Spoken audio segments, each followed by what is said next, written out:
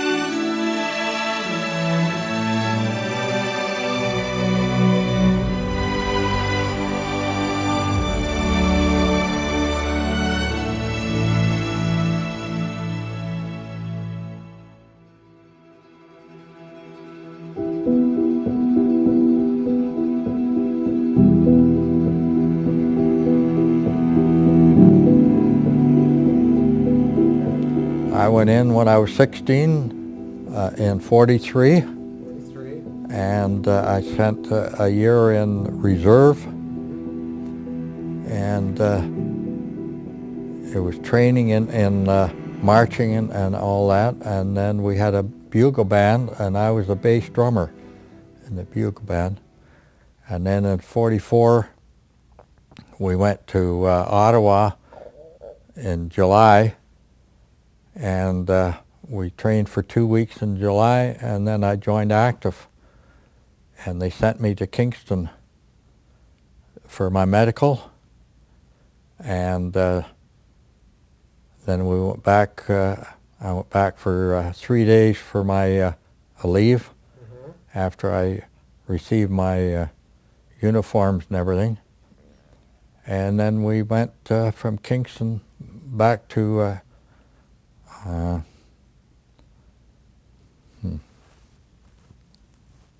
What year was this? 43 or 44? 44. Okay. Yeah, 44. And St. John, Quebec. So you were in the Army. I was in active army, and I got my medical and everything, and then they sent me from Kingston down to St. John, Quebec.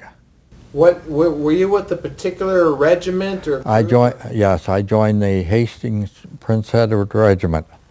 Okay, and what rank were you at that time? Private. Okay. Yeah. You a rifleman? I was a rifleman. Yeah. What kind of weapon did you carry? A 303. Yeah. Okay. So tell me about being over in Europe and the first time you experienced combat. Where were you and what was happening? I was in, I went to Ghent, Belgium, from England, and I joined they told me I had to, the Hasty Peace were the 1st Division, and they were in Italy at that time.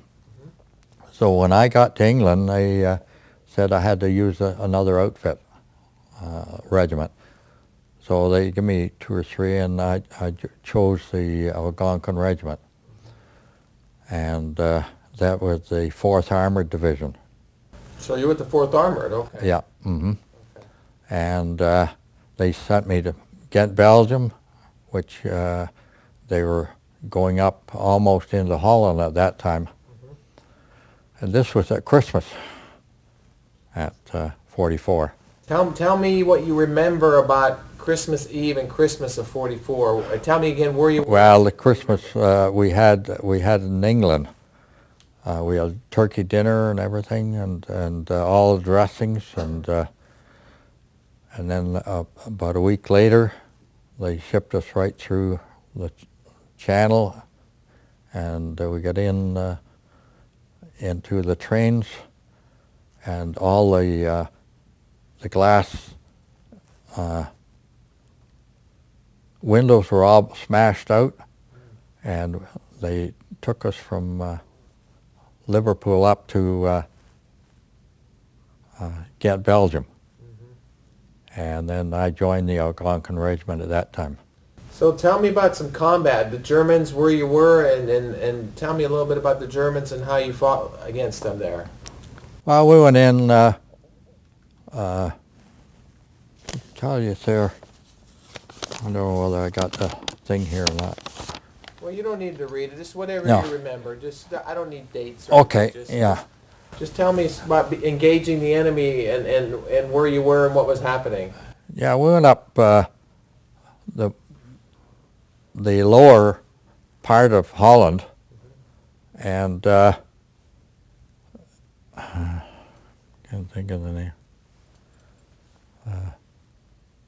There was a canal, Okay, that's okay. the large canal, Leopold Canal, and we stayed there for a week, and we were being sniped at from the Germans, and then we moved up to Cleve and the Rhine River, and the Bren gunner had been killed that day, and we didn't get up there until 10 o'clock at night, and he said the Bren gunner had been killed, so he said, you'll have to take over the Bren gun. So a rifle weighs 9 pounds, a Bren gun weighs 28 pounds, and then you have all your equipment on top of that. So I was pretty well loaded down.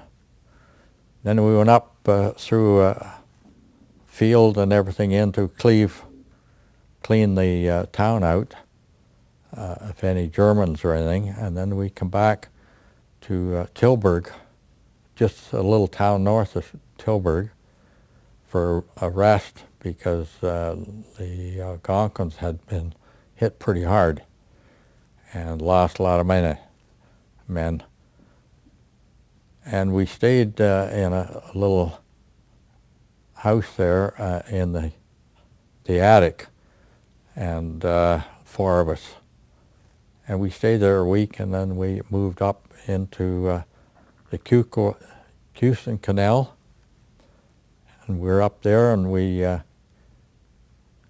went through the canal by boat, and up about 3/4 of a mile, cleaned out 2 houses there, and the corporal was killed in there because of German waiting us at night.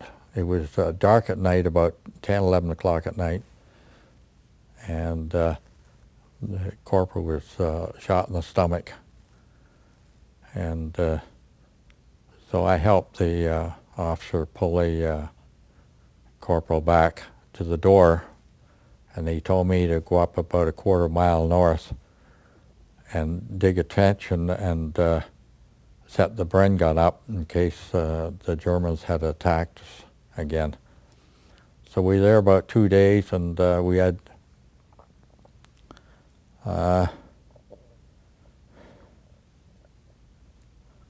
the Germans were sniping at us, and finally there was about a dozen men come down the 3rd day for a counterattack, and we fought them off, and then they moved us over the west side, and we sat there for 2 days.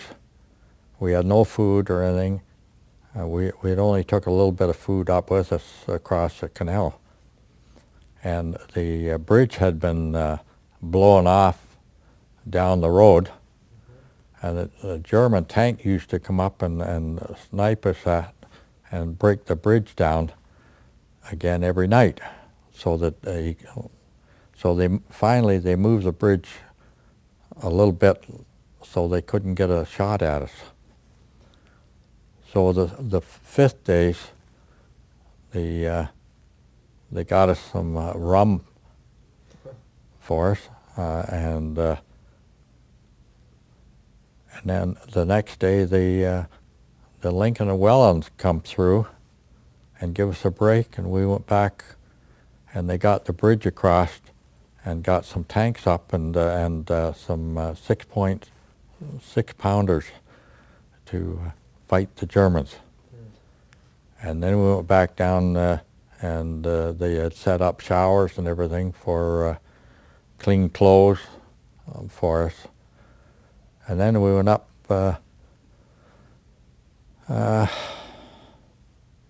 can't really tell all the towns we went through, but we worked our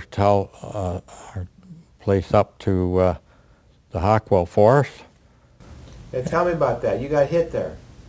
Yeah, I went up, we worked all night up through the forest, and we found a concentration camp just north, and we went through there, and the Germans had cleaned everything out except the sick people. And we went through because we couldn't stop, and the medics took care of all the sick people in there. There was about 4 or 5 in there that were just numb bones, and so then we went up north, and we got up to Oldenburg, Germany, and we're going up the road. It wasn't really into the town of Oldenburg, but we're going up a side road, and just dusk one night, we're forming up and moving up, and they opened us up with 88s, and we lost 22 men. And the next morning we carried up a bit and stopped, and we're just getting breakfast ready, and they opened up again. And all I felt was a big bang behind me, and the the blood was running down my neck and my back. So I told the other fellow that was with me, he said, you've been hit. He said, you better go over to the officer. So I crawled over to the officer about half a mile and found him. And he said, well, he said, it's too bad. He said, we'll have to take you down to the medics. So we went down a little bit, and the sergeant come in with a Jeep, and he said, come on, jump in here. So we just got down about a quarter mile, and they opened up with 88s, and he helped me out of the Jeep and into the ditch, and then they blew the Jeep off. And we crawled down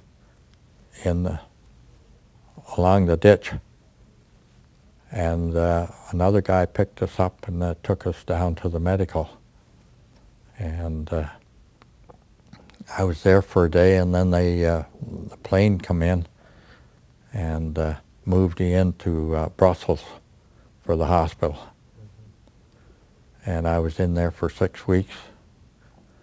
They dug out all the shrapnel out of my back and my neck. There was cutting everything around my neck. And so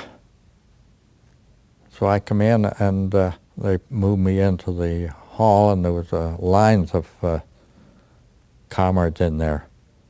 They were all wounded and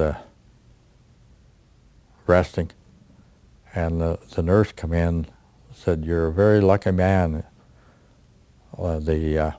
Another quarter of an inch, and it would have run right into my heart. So I stayed there for 6 weeks, and then I was transferred back to Ghent, Belgium, and they sent me over to Apeldoorn, Holland, for a batman for a colonel.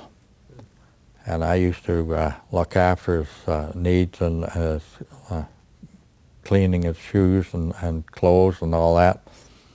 And then at 10 o'clock I'd go out and pick up 12 German prisoners and take them out for a work party until 3 in the afternoon, and cleaning up any duties that we had to do, we clean up, and picking up the garbage and cutting wood or anything that we needed.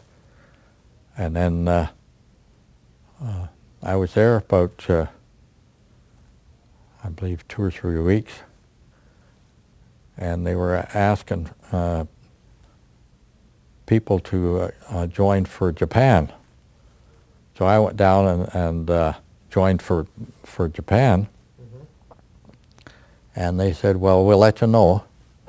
So I looked after all that for about 3 or 4 weeks, and finally I got a notice for occupation for Germany. So I went down, and they said, well, you can take your pick. I said, well, I'll get a month's holidays when I get home. And I said, I'll try it.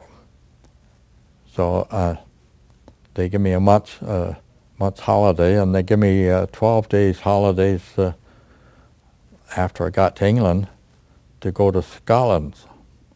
So I went to Edinburgh, Scotland, and Glasgow, and had a good time there, and got on the boat, and I was about 3/4 way home, and the War of Japan was finished, VJ Day. So. Did you lose a lot of friends during the war? I mean, that you knew, wounded or killed? Two friends that I trained with, Johnny Twig and Walters. Were you with them at the time when they got it, or? No, they come over on the boat with me to Liverpool, and we were getting disembarking from Liverpool, and they found Johnny and Walters had the mumps, so they had to stay in the boat. So I had to go up to where the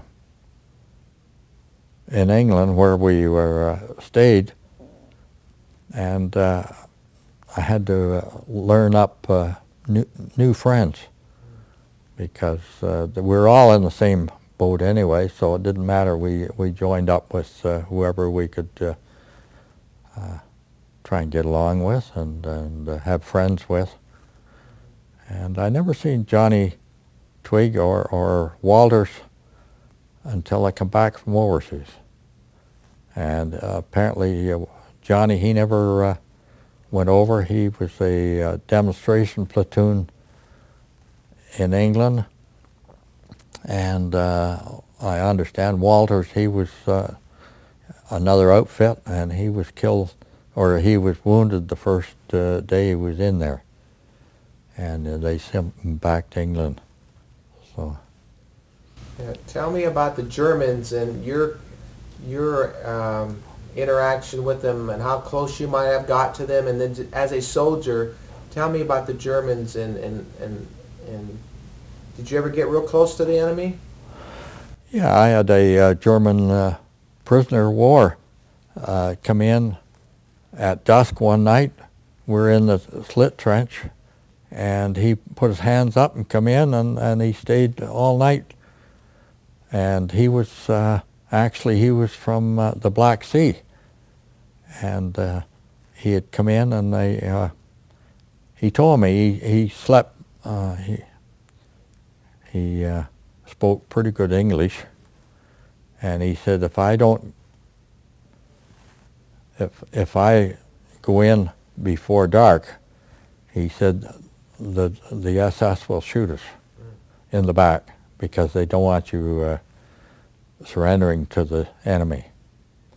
And he was a fairly good guy, and the officer took him in the next morning and sent him back for prisoner of war. But we were sniping and at the Germans back and forth all the time. Yeah. Were they a good trained soldier? Were you fighting the SS or just the regular Germans? The SS, we've seen some of them, and I don't think the SS would allow us to surrender anybody. They, from what I understand, I didn't get that close, because when we were shooting, we were probably 100 yards away. Yeah. But we went up through the aqua forest and sniping all the way up, and during the night it was almost dark all the way up, and we didn't see any. They had already gone. Yeah. So what maybe, you probably already have told me, Vern, but what was maybe the most difficult thing you had to do in World War II over there in Europe? I'd say the main thing was going up the Cleve at the Rhine River. We went up open fields, and we were shooting and sniping all the way up through the field, and I jumped in one slit trench, and there was a German in there that had been shot through the head. And I'm not sure whether I shot him or not, but anything we moved on the way up, we shot at. And we went through the town and part of it, and we had to clean out any Germans in there. And pretty well 90% of them were already gone. They had been bombing that for weeks and weeks before we went in. So, Do these memories seem like they were 60 years ago or like yesterday sometimes? well, the guys we were fighting at the last there were talking 14, 15, 16-year-olds. They were young people, and they may have maybe one or older German as an officer to do them, but most of the men were, or the young kids were my age or younger. But I'm saying, you looking back to World War II, does it seem like a long time ago for you, or does it seem like maybe it was almost like yesterday? Not really. Sometimes it's just like yesterday. I had a tough time when I come back and after I got married. I used to wake up in the middle of the night and be dreaming about different things, and it never went away. It still doesn't. Once in a while I still get it. Yeah. And I used to go out to the schools and on the poppy, and I start talking about that, and then that night I have to, it goes, bring back everything. Yeah. And I had to quit. Yeah. What about combat? How would you define combat if you had to define it? Well, you're trained for combat. You have to look after your men. I would say it's I don't know. It's like a job. You train for doing. You don't like to kill people, but you have to kill or be killed, and nobody likes it.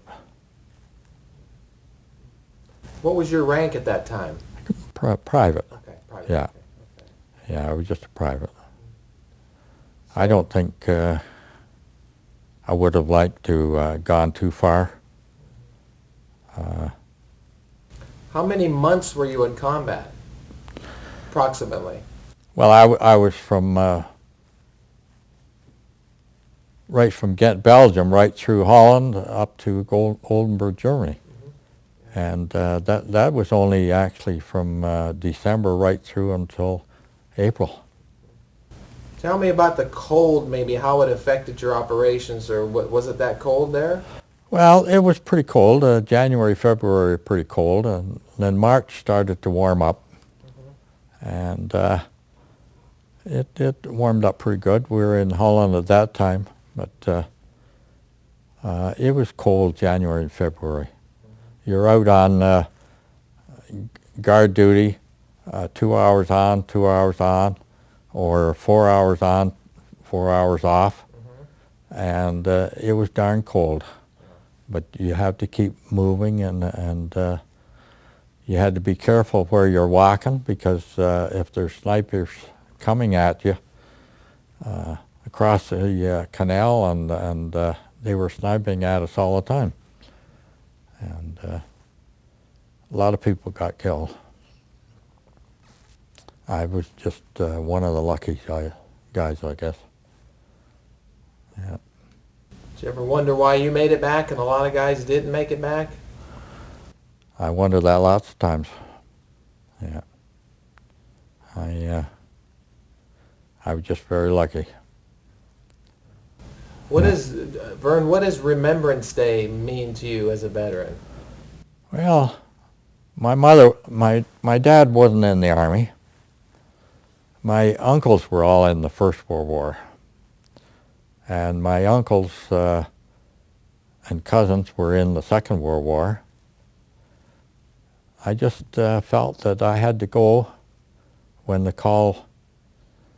I was working at the time, not a good job, but it was a meaningful job. But I felt that I had to do my share if I could. And I don't know. It just, the call came. Yeah. You talked about kids. How do you get across to a young person about the sacrifices that have been made for this country, for their freedoms? How would you say that to a young person? Well, we used to take film from the war and show them at the schools. And we would talk to them about different things, about how bad it is, how the freedom is for the whole country. And I think that I think it's a duty when you're Canadian or American or whoever it is, you have to stand up for your country. I know all my uncles went over, and they were, some of them didn't come back, but a lot of them did. And we went over in '84 for the liberation of Holland for the 40th, and we went in the cemetery, the Canadian cemetery there, and there was 22 Algonquin regiments were killed March the 20th, and that really set me off because we were in the same battle, and they didn't come back, and I was one of the people that did come back. So I'm just lucky. Do you think that that Canada is forgetting what happened in World War II today? Do you think we're forgetting? No, I don't think so. No, I know I don't go out too much on the schools anymore, but I used to go out and talk to them, and we try to set it up so that some of the veterans go out to the schools, and I would like to do more, but I can't. I get too uptight on talking about different things. I'm not a good talker anyway, so. You're doing good. Yeah. Well, what do you think people should remember about World War II? I think the government should remember that these are people that you just don't shoot them, get them into a state where you have to go and start wars. They try and work out the differences between the two people instead of starting wars and all that stuff. I wouldn't want to go through another war. I know my children wouldn't want to go, and I wouldn't want to see them go. I know Vietnam and all that, and Afghanistan now. It's a shame to have them over there, but it's hope it's make a difference over there by having the Canadian troops and the Americans in there. Yeah, it's like Hitler. You wouldn't say no to he wanted to rule the world, so it's you can't do that. Every people have their own thoughts and their own religion, so you can't do it. Tell me what the poppy represents. The poppy represents the freedom of the country, and I know I was 6 years on the poppy chairman, and I used to go to all the schools and everything and pick out poppies and go to the November 11th parades. And it's a duty that we feel we have to do as comrades. Is it representative of those that died? Is that what It certainly is. It is. Yeah. When you look back over there where we all the cemeteries in there with all the people that have died in there, women and men. It's a shame to have see all this. That's all. Well, they say freedom's not free. Do you agree with that? No, you have to work at freedom. You always have to work at freedom, and try to work out your differences. Yeah. What does freedom mean to you, Vern? Well, what is freedom? Freedom is something that you can work to and try and have a good life and help people. Like I was in the Lions for 13 years, and this is a organization that you help people, and the same with the Legion. So freedom is freedom. The way you can work and live free. Yeah. That's good. Yeah. Any other combat stories you got maybe that you could tell me as far as your involvement? And yeah, as you talk, I'm trying to just imagine these things. What did you have any interaction with the Tiger tanks or the Panzer tanks? No. Okay.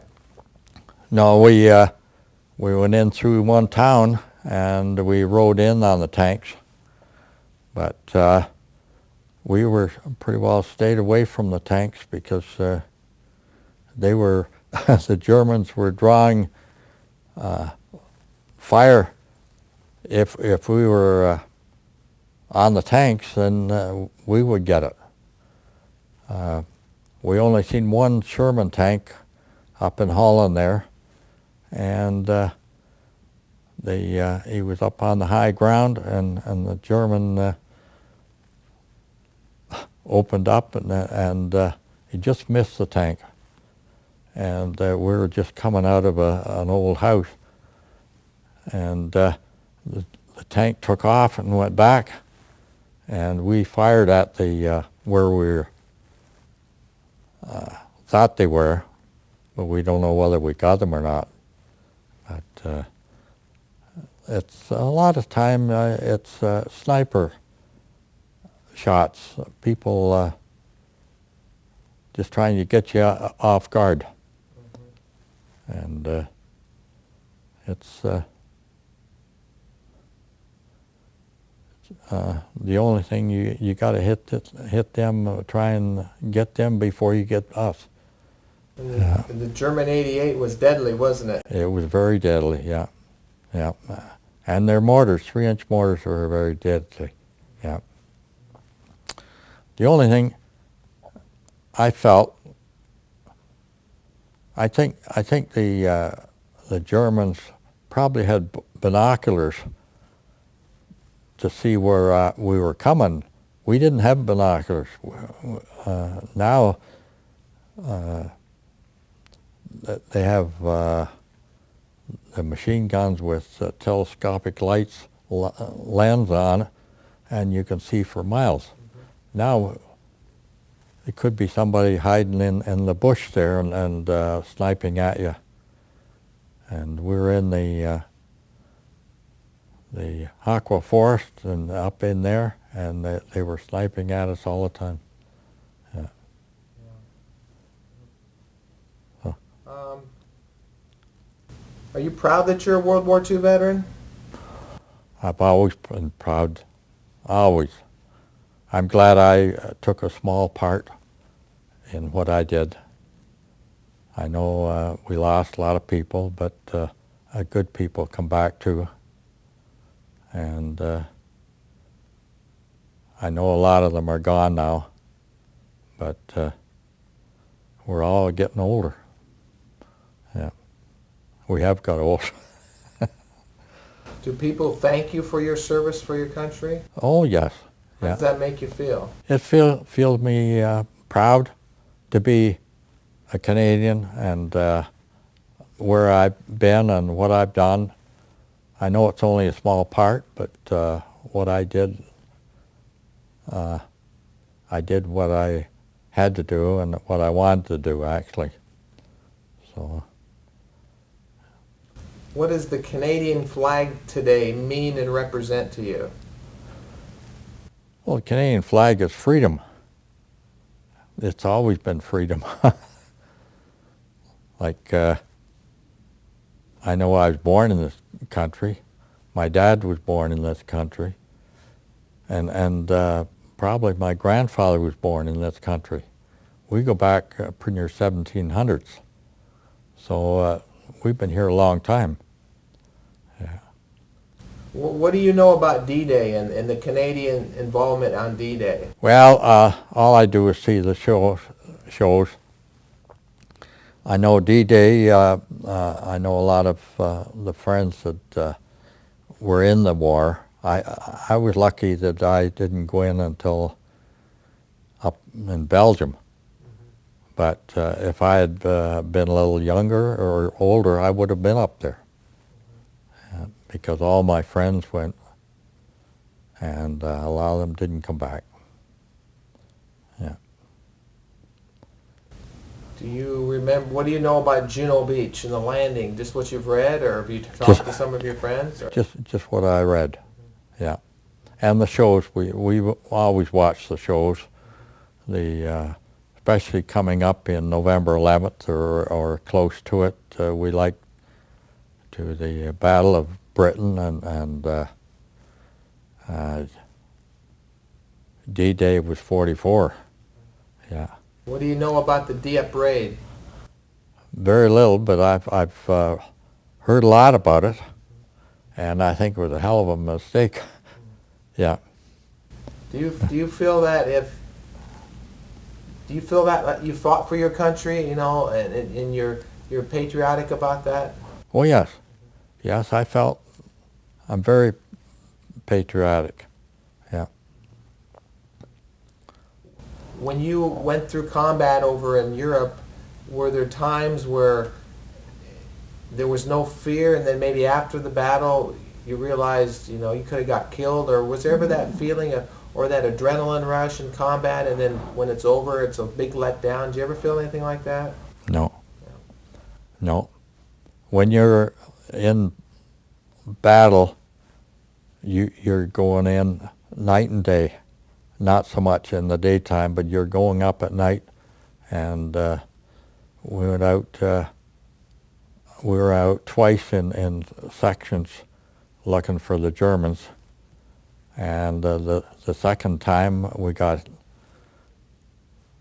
they saw us and opened up on us, but we didn't lose any men. We got out of there, but we used to go out in night raidings and find out where the Germans were.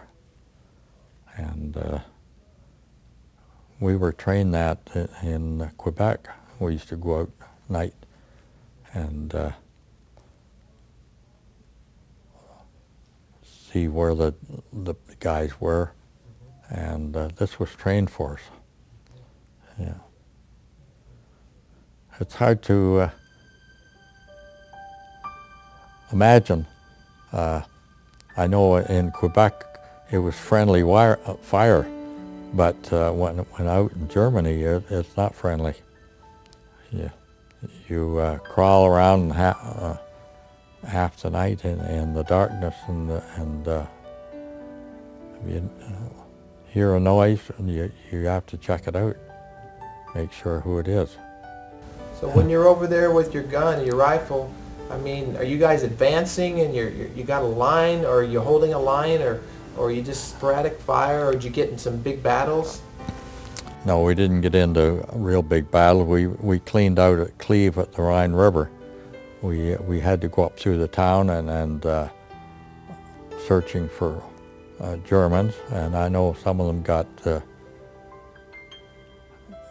got contacted with them, but I went through and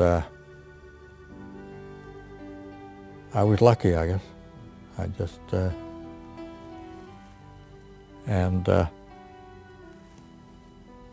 through the forest, we went up through there, and I didn't contact with anybody until the next day, and we were changed some shots and everything, but we didn't get hit. So that's about it. Yeah. Are you a praying man? Did you pray back then? Oh, I used to play every night. Yeah. Yeah. I believe in God. Helps get you through. It did. It's been said there's no atheists in the foxhole. You ever hear that? No, no. Foxhole religion? Yeah, right. Yeah. Well, Vern, at the end of my interviews, I always ask the veteran to give me a salute into the camera. Oh, yeah. When I ask you from where you're seated, can Yeah. you do that for me? Okay. Okay. Okay. Okay. Go ahead, bring your hand down. Do it again. Okay, go ahead, right in the camera. Go ahead. Okay, that's good. Thank you. Okay.